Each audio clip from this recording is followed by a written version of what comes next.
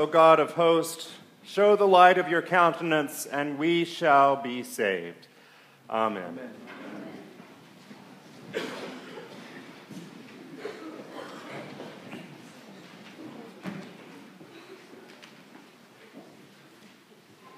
Someone said that Advent is the broccoli of the Christian banquet. What you have to get through before digging into the sweet treats of Christmas. We know it is good for us, but we would skip it if we could. But by the fourth Sunday of Advent, even our liturgically disciplined eyes are focused on the dessert cart.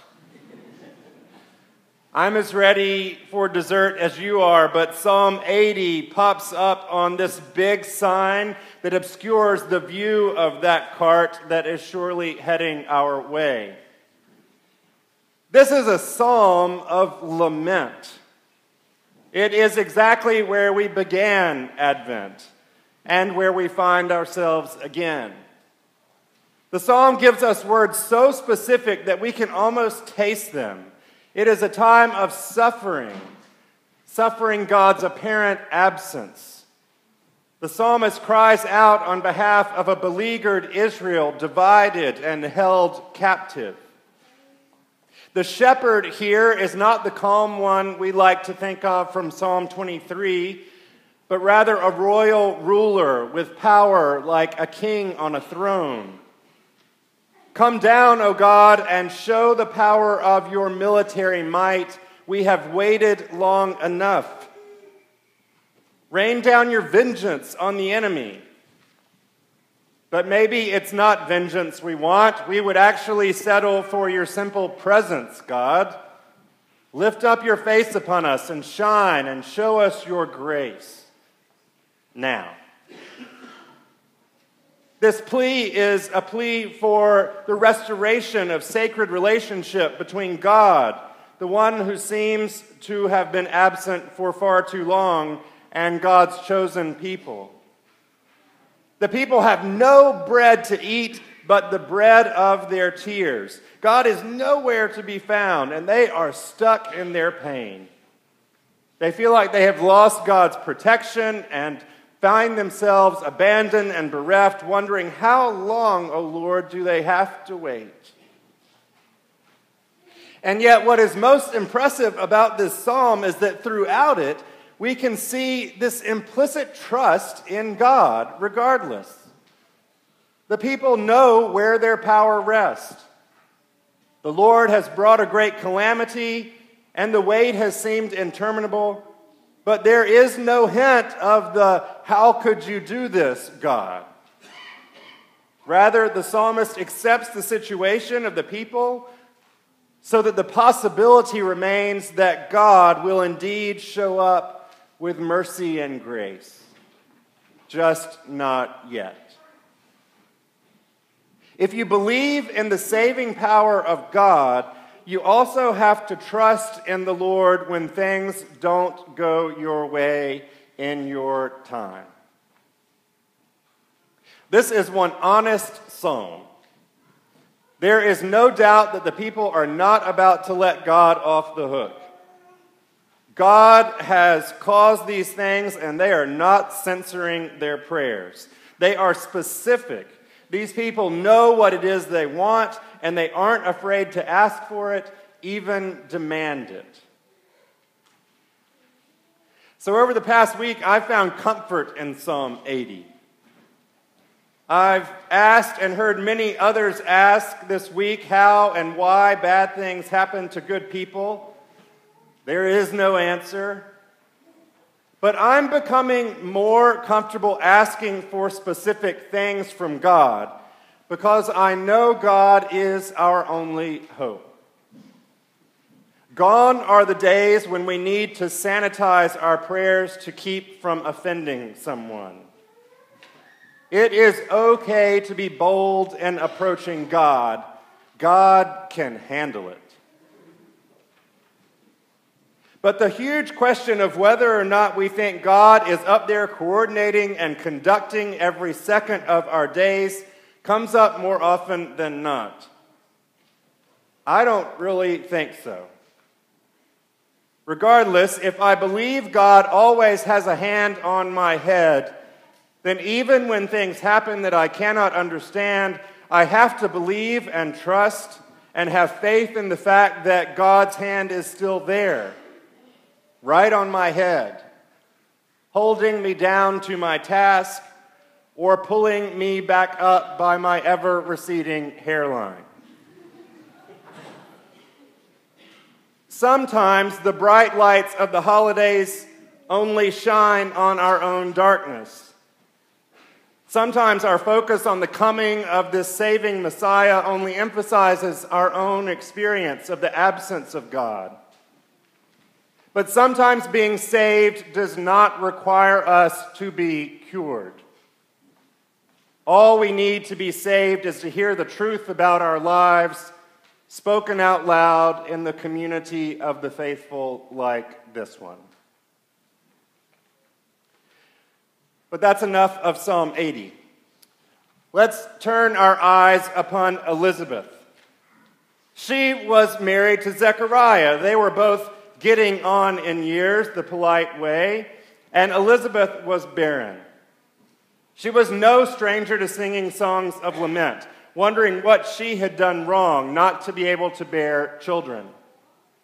Why, God, she kept pleading. And suddenly the angel Gabriel appears to Zechariah and says, even in her old age, Elizabeth's going to bear a son, John the Baptist.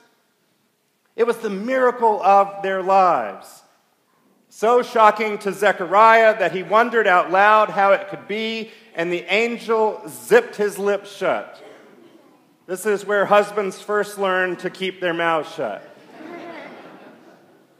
Instead of the worthy, sanctified priest, Elizabeth is the one that becomes the prophet.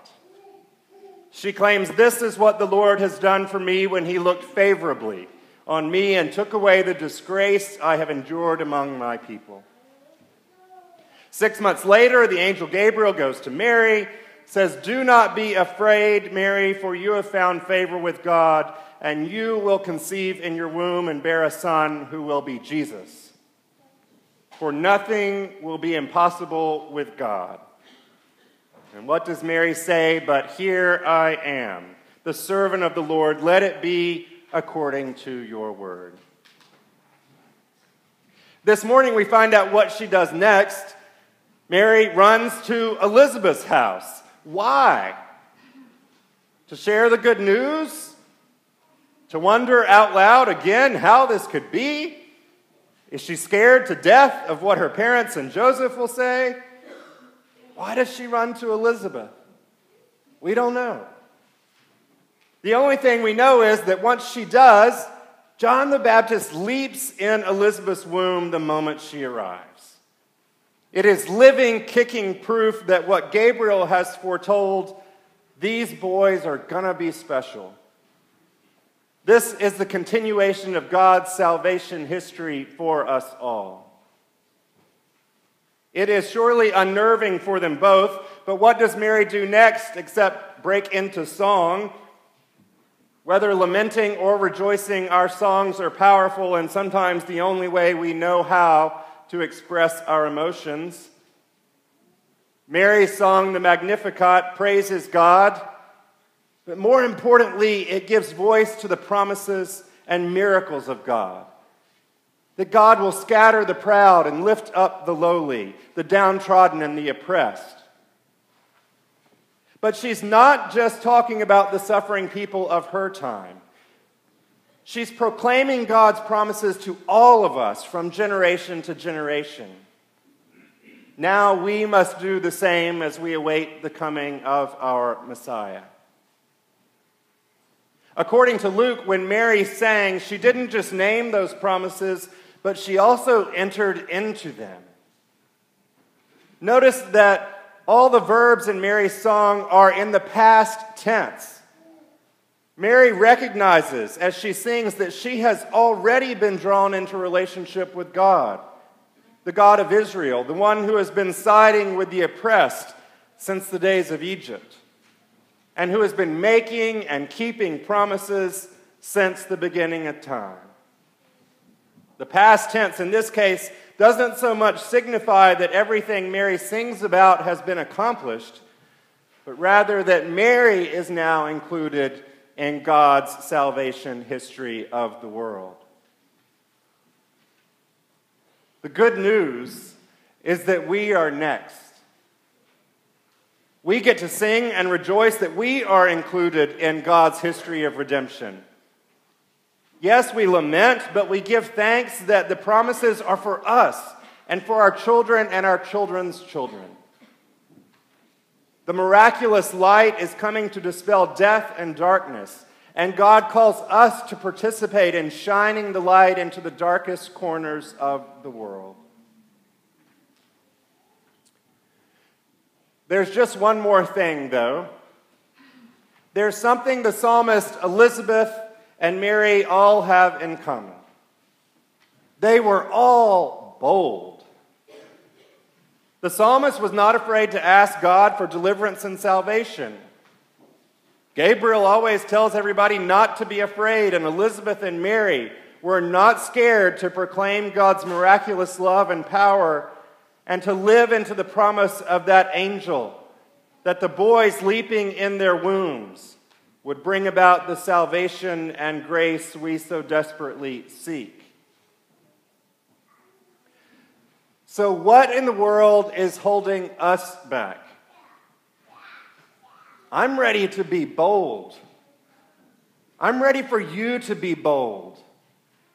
I'm ready to do it together. Am I prepared yet for what it is this Messiah who is about to sneak into the world brings? No. I don't think we're ever prepared. The Israelites and Elizabeth and Zechariah and Mary and Joseph were surely not prepared either. Yet God came anyway. So what would happen if we asked God to bring it on? The world hasn't ended yet, so we have time to get in God's face and demand what it is we want and need. God can handle it. If Gabriel rang your doorbell or sent you a text this afternoon and had a miracle to announce to you, what would you want it to be? Why not ask for it? Let's just do it and see what happens. But you better be ready to say yes. History and the Bible tell us that once we do, it will be good. Always easy? No. Powerful and saving good news? You bet. In our own time? No way. But we can wait together. Bring it on, God. Give it to us.